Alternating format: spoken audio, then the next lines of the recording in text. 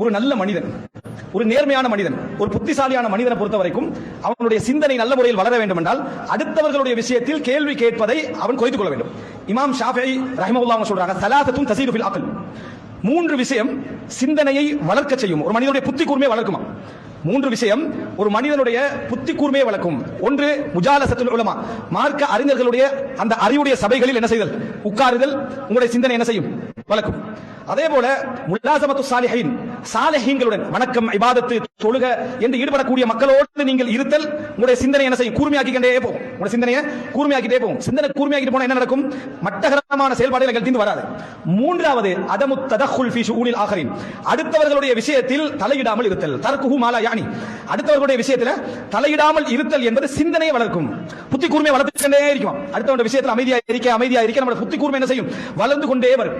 ஷாப்பாக எல்லா விஷயத்தையும் புரிந்து கொள்ளக்கூடிய தன்மைக்கு நாங்கள் என்ன செய்வோம், வருவோம் என்று இமாம் ஷாஃபிஈ ரஹ்மத்துல்லாஹி அலைஹி